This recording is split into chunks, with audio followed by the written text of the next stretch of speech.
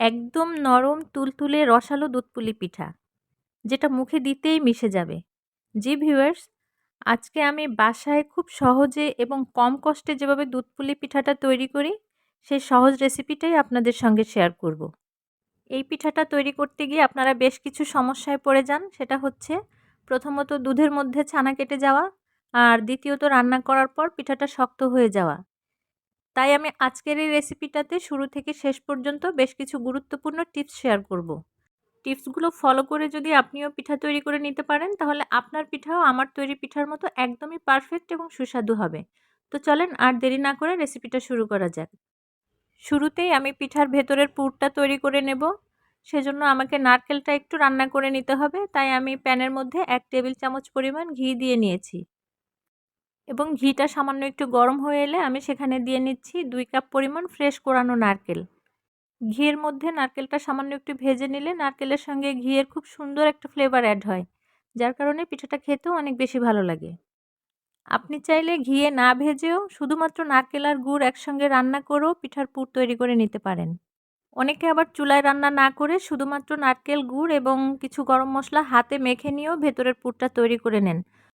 তবে আমার কাছে মনে হয় চুলায় রান্না করে পুর তৈরি করে নিলে এই পুরের সঙ্গে খুব সুন্দর একটা ফ্লেভার যোগ হয়, যার কারণে খাবারের টেস্টটাও বহুগুণ বেড়ে যায়।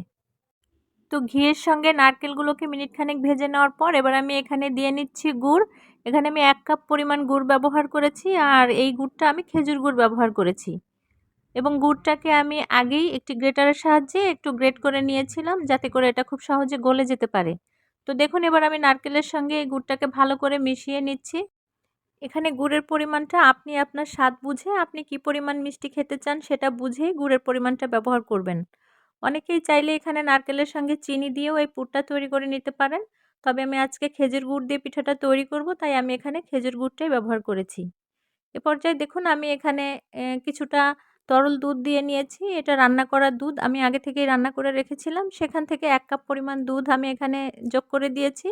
তার কারণ হলো এই পুরটা খেতেও সুস্বাদু হবে এবং এই নারকেল এবং গুড়টা এই দুধের মধ্যেই খুব ভালোভাবে রান্না হয়ে যাবে। এবার চুলার আঁচটাকে লো মিডিয়ামের মাঝামাঝি রেখে আমি এই সবগুলি উপকরণকে কিছু সময়ের জন্য রান্না করে নেব। এই যে যেমন দুধ এবং গুড়টা গলে গিয়ে যে লিকুইডটা হয়ে গিয়েছে, সেই লিকুইডগুলো পুরোপুরি শুকিয়ে আসা পর্যন্তই এই উপকরণগুলোকে চুলার উপর রেখে রান্না করে নিতে হবে। যেহেতু এখানে গুড় দেওয়া আছে, তাই একটু সাবধানে খেয়াল রেখেই নাড়াচাড়া করতে হবে যেন নিচে পোড়া না লেগে যায়, কারণ পোড়া লেগে গেলে পিঠার টেস্টটাই নষ্ট হয়ে যাবে। তো আমার এখানে মনে হয়েছে যে গুড়ের পরিমাণটা বা মিষ্টির পরিমাণটা একটু কম হয়েছে, তাই আমি এখানে আরও 1/4 কাপ পরিমাণ গুড় যোগ করে দিয়েছি। আপনি চাইলে আপনার পছন্দ অনুযায়ী গুড়ের পরিমাণ বাড়িয়ে বা কমিয়ে দিবেন। এবার আমি এখানে আধা চা চামচ পরিমাণ লবণ দিয়ে দিচ্ছি। আপনি যদি মিষ্টি খাবারে লবণ খেতে না চান, তাহলে লবণটা স্কিপও করতে পারেন। তবে আমার কাছে মনে হয় সামান্য লবণ ব্যবহার করলে মিষ্টি খাবারে স্বাদের ব্যালেন্সটা একদমই ঠিকঠাক থাকে। এবার আমি এখানে আরও একটু সুঘ্রাণ অ্যাড করার জন্য 3-4টা এলাচ একটু মুখ ফাটিয়ে দিয়ে নিচ্ছি। আপনি চাইলে এখানে সামান্য এলাচের গুঁড়াও ব্যবহার করতে পারেন, অথবা এলাচের উপরের সাদা খোসাটা ফেলে দিয়ে ভেতরের বীজটাকে একটু গুঁড়া করেও এর মধ্যে দিয়ে নিতে পারেন। এই তো দেখুন, চুলার উপর নাড়তে নাড়তেই পুরের কালারটা কি সুন্দর করে চেঞ্জ হয়ে গিয়েছে এবং প্যানের গাও ছেড়ে দিচ্ছে। যখনই দেখবেন যে এই পুরটা একটু আঠালো ভাব হয়ে এসেছে এবং এটা প্যানের গা ছেড়ে দিচ্ছে, তখন বুঝে নেবেন যে এই পুরটা একদমই পারফেক্টভাবে তৈরি হয়ে গিয়েছে। তো আমার পুরটা এখন একদমই রেডি। এবার আমি এটাকে এক সাইডে রেখে দিচ্ছি। এটাকে আমি আর খুব বেশি শক্ত করে জাল করে নিব না। এটা রেখে দিয়ে আমি পরবর্তী প্রসেসে চলে যাচ্ছি। এবার আমি পিঠার আটাটা তৈরি করে নেওয়ার জন্য চুলায় একটি প্যানের মধ্যে 2.5 কাপ পানি নিয়ে নিয়েছি। চুলাটা ধরিয়ে দিয়েছি এবং এই পানির সঙ্গে আমি দিয়ে নিচ্ছি 1 চা চামচ পরিমাণ লবণ। এবার এই পানিটাকে একটু ভালো করে ফুটিয়ে নেওয়া পর্যন্ত অপেক্ষা করব। পানিটাতে ভালো করে বলক চলে আসার পর আমি এখানে 2 কাপ পরিমাণ শুকনা চালের গুঁড়া আর আধা কাপ পরিমাণ ময়দা দিয়ে নিচ্ছি। এই চালের গুঁড়াটা আমার বাসায় তৈরি করে রোদে শুকিয়ে রাখা। তো আমি এখানে খেয়াল করেছেন নিশ্চয়ই, যে পরিমাণ পানি ব্যবহার করেছি ঠিক সেই পরিমাণই চালের গুঁড়া আর ময়দা মিলিয়ে ব্যবহার করেছি। এক্ষেত্রে পানি এবং শুকনা চালের গুঁড়ার রেশিওটা অবশ্যই আপনাকে খেয়াল রাখতে হবে। যদি আপনার চালের গুঁড়াটা ভেজা হয়, তাহলে আপনার পানির পরিমাণটা আরেকটু কমিয়ে দিতে হবে। আর যদি একদম শুকনা চালের গুঁড়া হয়, তাহলে খেয়াল রাখতে হবে যে পানিটাকে জাল করতে করতে শুকিয়ে নিয়ে তারপর আপনার এখানে চালের গুঁড়াটা দেওয়া যাবে না। তাহলে আপনার পিঠার আটাটা অনেক বেশি শক্ত হয়ে যাবে এবং সেক্ষেত্রে পিঠাটা তৈরি করতে যেমন সমস্যায় পড়তে হবে, তেমনি খেতেও পিঠাটা একদমই সফট হবে না। তো দেখতেই পেলেন আমি ফুটানো পানির সঙ্গে এই শুকনো উপকরণগুলোকে নেড়ে মেশাতেই একটি ডো তৈরি করে নিয়েছি। এই সময় আমি চুলার আঁচটা একদমই কমিয়ে রেখেছিলাম। তো এই ডোটা এরকম নরম হতে হবে, এটাকে খুব বেশি শক্ত করে তৈরি করা যাবে না। এটা ঠান্ডা হতে হতে আরও একটু শক্ত এমনিতেই হয়ে যাবে। এবার পিঠার ডোটাকে এক সাইডে সরিয়ে রেখে এটা কিছুটা ঠান্ডা হতে হতে এই সময়ের মধ্যে আমি কিছুটা গুড় একটু পানি দিয়ে গলিয়ে নেব।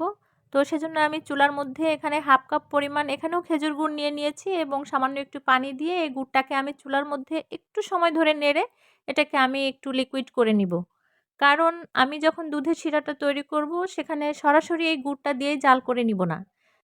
তো এই পর্যায়ে আপনাদের জন্য আমার পক্ষ থেকে একটি টিপস হচ্ছে যে যখনই আপনি দুধের সঙ্গে গুড়টা সরাসরি একসঙ্গেই দিয়ে নিয়ে তারপরে জাল করতে যাবেন তখনই কিন্তু দুধটা ছানা কেটে যেতে পারে। আর এজন্যই আমি এই গুড়ের সিরাপটা আলাদাই তৈরি করে নিচ্ছি। এবং এই সিরাপটা আমি কোন পর্যায়ে এবং কিভাবে ব্যবহার করব সেটাও কিন্তু এই পিঠা তৈরির ক্ষেত্রে অত্যন্ত গুরুত্বপূর্ণ একটি দিক। তো এটা অবশ্যই একটু খেয়াল করে দেখবেন। এই তো গুড়টা গলে গিয়ে সিরাপটা তৈরি হয়ে গিয়েছে। এবার আমি এটাকে এক সাইডে রেখে দিচ্ছি। এবার আমি চুলায় একটি প্যানের মধ্যে 1.5 লিটার পরিমাণ দুধ জাল করতে বসিয়ে দিয়েছি। এই দুধটাকে আমি জাল করে অনেকটা ঘন করে নিব। আর এই দুধটা জাল হয়ে ঘন হতে হতে এই ফাঁকে আমি ওই যে পিঠা তৈরির জন্য যে আটাটা তৈরি করে রেখেছিলাম সেটাকে একটু প্রসেস করে নিচ্ছি। তো দেখুন আটাটা এখন মোটামুটি হাতে সয়ে যাওয়ার মতো ঠান্ডা হয়েছে। হালকা গরম আছে যদিও, তারপরেও আমি এখানে হাতে সামান্য চালের গুঁড়া লাগিয়ে নিয়ে তারপর এটাকে খুব ভালো করে মথে একটি স্মুথ ডো তৈরি করে নিব। আমরা যেভাবে চালের আটার রুটি তৈরি করি ওই রকম করেই ডোটা তৈরি করে নিব। দেখুন এই যে আমার ডোটা তৈরি করে নেওয়া হয়ে গিয়েছে। এক্ষেত্রে অবশ্যই একটু সময় নিয়ে খুব ভালো করে মথে ডোটাকে স্মুথ করেই তৈরি করে নিতে হবে, তা না হলে পিঠাটা তৈরি করার পর আপনা আপনি পিঠাটা ফেটে যেতে পারে। এবার আমি একটি ভেজা টাওয়ালের সাহায্যে এই ডোটাকে ঢেকে রাখছি যাতে করে এটার উপরের অংশটা ড্রাই না হয়ে যায়। তো এক্ষেত্রে অবশ্যই খেয়াল রাখবেন যে টাওয়েলটা দিয়ে এই ডোটাকে ঢাকবেন সেটা থেকে যেন কোনো রকম রং না ওঠে। এখন এই ডোয়ের মধ্যে থেকে একটু একটু করে নিয়ে আমার হাতের আন্দাজেই সমান পরিমাণ করে নিয়েই আমি ছোট ছোট কতগুলো লেচি তৈরি করে নিচ্ছি। একই রকমভাবে কয়েকটা লেচি তৈরি করে নেওয়ার পর আমি বাকি ডোটাকে আবার ওই ভেজা টাওয়েলটা দিয়েই ঢেকে রেখে দিব, যাতে আমার এই পিঠাগুলো তৈরি হতে হতে বাকি ডোটা যেন শক্ত না হয়ে যায়। এই তো বেশ কয়েকটা লেচি তৈরি করে নিয়েছি। এবার বাকি ডোটাকে ঢেকে রেখে দিয়ে আমি এই লেচিগুলো দিয়ে পিঠা তৈরির প্রসেসে চলে যাই। তো ওখান থেকে একটি লেচি নিয়ে আমি রুটি বানানোর পিঁড়ির মধ্যে একটু হাতের সাহায্যে ঘষে এই লেচিটাকে একটু স্মুথ করে তৈরি করে নিচ্ছি।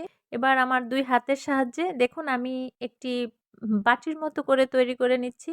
এখানে যখনই হাতের মধ্যে একটু আঠা আঠা ফিল হবে তখন আমি হাতে সামান্য চালের গুঁড়ি লাগিয়ে নিয়ে আবার এরকম ঘুরিয়ে ঘুরিয়ে একটি বাটি তৈরি করে নিব। আঙুলের সাহায্যে চেপে চেপে এবং ঘুরিয়ে এই বাটিটা তৈরি করে নিতে হবে। খেয়াল রাখতে হবে এটার ভেতরের অংশটা যেন পাতলা হয় এবং এটার ওপরের যে মাথার অংশটা সেটা যেন একটু পুরু থাকে। কারণ তাহলে আমি যখন পিঠার সিলটা করব তাহলে এই পুরু অংশটা কাজে লাগবে। এই যে দেখুন আমি যে বাটিটা তৈরি করেছি এটার নিচের অংশটা পাতলা কিন্তু মুখের অংশটা আমি একটু মোটা রেখেছি। তো এবারে আমি এই বাটিটার মধ্যে কিছু পরিমাণ পুর দিয়ে নিয়ে একটু চেপে বসিয়ে দিচ্ছি যেন এটা পিঠাটার মধ্যে খুব ভালো করে বসে যায়। এবার ওই মাথার অংশটাকে আমি আঙ্গুলের সাহায্যে টিপে একটু সিল করে দিচ্ছি। পিঠার মুখটাকে একটু ভালো করে চেপে চেপে সিল করতে হবে যেন ওই পিঠাটা খুলে গিয়ে ভেতর থেকে পুরটা বের হয়ে আসতে না পারে। তো এই তো দেখুন আমার পিঠার মুখটা সিল করা হয়ে গিয়েছে। এবার আপনি চাইলে এভাবেও রেখে দিতে পারেন, আর তা না হলে এভাবে একটু করে আঙ্গুলের সাহায্যে মুড়িয়ে এই পিঠাটাকে আরেকটু ভালো করে সিল করতে পারেন। এটা দেখতেও যেমন সুন্দর লাগবে আর পিঠাটাও একটু ভালো করে সিল হয়ে যাবে। এই তো আমার একটি পিঠা তৈরি করা হয়ে গিয়েছে। এটার মুখটাকে আমি কিভাবে মুড়িয়ে নিয়েছি তা আপনি একটু দেখলেই বুঝে নিতে পারবেন। এটা আসলে তৈরি করা তেমন কঠিন কিছুই না। তো আমি দ্বিতীয় পিঠাটাও তৈরি করে দেখিয়ে দিচ্ছি। এই বাটিটা তৈরি করার সময় একটু খেয়াল রেখে জাস্ট এটার ভেতরের অংশটা একটু পাতলা রাখবেন আর মুখের অংশটা একটু মোটা রাখবেন, তাহলেই হয়ে যাবে। তো এটাকে আসলে একদম সহজে তৈরি করার জন্যই এই প্রসেসটা। আপনি চাইলে এক্ষেত্রে বাটি তৈরি না করে একটু বড় আকৃতির রুটি তৈরি করে সেই রুটি থেকে ছোট ছোট রুটি কেটে নিয়েও এই পিঠাটা তৈরি করতে পারেন। অথবা একটু ছোট ছোট করে রুটি বেলে নিয়ে সেই রুটি দিয়েও এই পিঠাটা তৈরি করে নিতে পারেন। আমার কাছে এই পদ্ধতিটাই সবচেয়ে সহজ মনে হয়, তাই আমি এভাবেই তৈরি করে নেই। এটা খুব সহজেই হয়ে যায় এবং খুব অল্প সময়ের মধ্যেই এভাবে তৈরি করে নেওয়া যায়। যারা আগে থেকেই এই পিঠা তৈরি করে অভ্যস্ত এবং একদমই পাকা রাঁধুনি, হয়তো তাদের জন্য আমার এই ভিডিওটা কোনো কাজে আসবে না। কিন্তু যারা নতুন রাঁধুনি এবং নতুন নতুন পিঠা তৈরি করতে চাচ্ছেন, তাদের জন্য আশা করছি আমার এই ভিডিওটা অনেক উপকারে আসবে। এই তো দেখুন কথায় কথায় আমার দ্বিতীয় পিঠাটিও তৈরি করা হয়ে গিয়েছে। এবার আপনাদের বোঝার সুবিধার্থে আমি আরও একটি পিঠা তৈরি করে দেখিয়ে দিচ্ছি। আমি আসলে সবসময় আপনাদের সামনে রেসিপিগুলোকে একটু সহজ ওয়েতেই শেয়ার করার চেষ্টা করি, তাই আমি এখানে আর রুটি বেলার ঝামেলায় যাইনি। আপনারা এই রেসিপিটা বা এই প্রসেসটা ফলো করে দেখতে পারেন। আশা করছি এরপর থেকে এই পিঠা বানানোটা আপনাদের কাছে একদমই ঝামেলামুক্ত মনে হবে। রুটি বেলার বাড়তি ঝামেলায় যাওয়া ছাড়াই খুব সহজেই এই পদ্ধতিটা ফলো করে দুধ পুলি পিঠা তৈরি করে নিতে পারবেন। এই তো দেখুন আমি বরাবরের মতোই একটি বাটি তৈরি করে নিয়েছি এবং এটার মধ্যেও পুরটাকে চেপে চেপে বসিয়ে দিয়ে এবার এই মুখটাকে সিল করে দিচ্ছি। আর এটার মুখটাকে আমি কিভাবে মুড়িয়ে নিচ্ছি সেটা একটু খেয়াল করে দেখলেই বুঝতে পারবেন। ভালো করে চেপে সিল করে নেওয়ার পর এবার এই পিঠাটার একটি পাশ ধরে আপনি আপনার আঙুলের সাহায্যে একটু করে মুড়িয়ে নিলেই দেখবেন সামনের অংশ থেকে একটি লম্বা মাথা বের হয়েছে। সেটাকে আবারও চাপ দিয়ে বসিয়ে দিলেই এভাবেই পর্যায়ক্রমে সুন্দর একটা ডিজাইন ক্রিয়েট হয়ে যায়। তো এটা তৈরি করা এমন কঠিন কিছু না। আশা করছি আমার পেঁচিয়ে নেওয়াটা দেখেই আপনি বুঝে নিতে পেরেছেন। তো দেখুন আমার সবগুলি পিঠা তৈরি করা হয়ে গিয়েছে। চালের আটা আর ময়দা মিলিয়ে আমি মোট 2.5 কাপ নিয়েছিলাম। সেখান থেকে আমার এই 26টা পিঠা তৈরি হয়েছে। তো এবার দেখুন আমি যেই দুধটা জাল করে ঘন করে রেখেছিলাম সেটা প্রায় অর্ধেক হয়ে গিয়েছে। এখন আমি এই কুসুম গরম দুধের সঙ্গে এই গুড়টা মিশিয়ে দিচ্ছি। এই দুধের সঙ্গে গুড় মেশানোর ক্ষেত্রে অবশ্যই খেয়াল রাখবেন যে একদম টকবক করে ফুটতে থাকা দুধের মধ্যে গুড় মিশিয়ে দেওয়া যাবে না, তাহলেও কিন্তু দুধটা ছানা কেটে যেতে পারে। আবার এই গুড় মিশিয়ে নেওয়ার পরেও যদি আমি মনে করি যে এটাকে চুলায় বসিয়ে আরও একটু জাল করে নিব, তাহলেও কিন্তু এই দুধটা ছানা কেটে যেতে পারে। আর অবশ্যই এক্ষেত্রে ফ্রেশ গুড়, একটু ভালো মানের গুড় ব্যবহার করার চেষ্টা করবেন। এবার এই দুধের শিরাটাকে এক সাইডে রেখে দিয়ে আমি চুলায় একটি প্যানের মধ্যে পর্যাপ্ত পরিমাণ তেল গরম করে নিয়ে সেখানে এই পিঠাগুলোকে একটু হালকা করে ভেজে নিব। আর এটাই হচ্ছে একটি গুরুত্বপূর্ণ টিপস। আপনি যদি এই পিঠাগুলোকে কাঁচা অবস্থায় সেই গুড় মেশানো দুধের মধ্যে রান্না করতে যান, তাহলেই কিন্তু এই পিঠাটা শক্ত হয়ে যায়। কিন্তু তেলের মধ্যে একটু ভেজে নিয়ে যখন এই পিঠাগুলোকে দুধের শিরায় ভেজাবেন, তখন এই পিঠাগুলি একদমই নরম তুলতুলে হবে। এই পিঠাগুলোকে কিন্তু খুব বেশি কালার করে বা মুচমুচে করে ভাজার দরকার নেই। সামান্য একটু ভেজে নিয়ে যখনই মনে হবে যে এটার দুই পাশটায় একটু ক্রিস্পি ভাব চলে এসেছে, তখনই এটা তেল থেকে ছেঁকে নিয়ে সরাসরি ওই দুধের শিরার মধ্যে দিয়ে দিতে হবে। দেখুন আমার এই পর্বের পিঠাগুলি ভাজা হয়ে গিয়েছে। এগুলোকে আমি কালারও করিনি এবং একদম মুচমুচে ভাবেও ভাজিনি। এটাকে আমি দুই পিঠে আনুমানিক 2 মিনিটের মতো ভেজে নিয়েই তারপর আমি সরাসরি এই তেল থেকে ছেঁকে নিয়ে ওই দুধের শিরার মধ্যে দিয়ে নিচ্ছি। পিঠাগুলো তুলে নিতে নিতে আপনাদেরকে আরও একটি গুরুত্বপূর্ণ টিপস শেয়ার করছি। আগে থেকেই গুড় মিশিয়ে নেওয়া সেই দুধের মধ্যে যখনই কাঁচা পিঠাগুলোকে রান্না করে নিতে যাবেন, তখনই কিন্তু এই পিঠাগুলি শক্ত হয়ে যাবে এবং জাল করে নেওয়ার সময় কিছু পিঠা ভেঙেও যেতে পারে।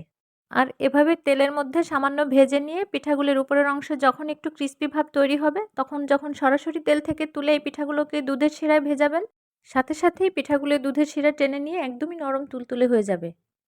তো এই তো আমার অনেকগুলি পিঠা তৈরি হয়েছিল, তাই আমি সবগুলি পিঠা দুধের শিরায় আর ভিজাইনি।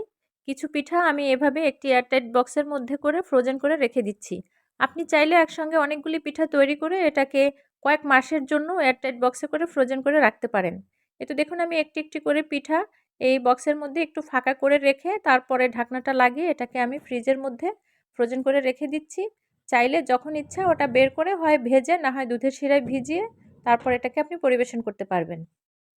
আর এদিকে দুধের শিরায় ভেজানো পিঠাগুলি দেখেন মাত্র 10 মিনিট ভিজিয়ে রাখার পরেই এটার চেহারা কেমন হয়েছে। এক একটা পিঠা ফুলে অনেক বড় হয়ে গিয়েছে এবং দেখতেও অনেক ইয়াম্মি লাগছে। তো এই পিঠাগুলি যদি এই প্রসেস ফলো করে তৈরি করেন, তাহলে একদম শক্ত তো হবেই না এবং একটা পিঠাও ভেঙে যাবে না, খেতেও অনেক বেশি তুলতুলে নরম হবে।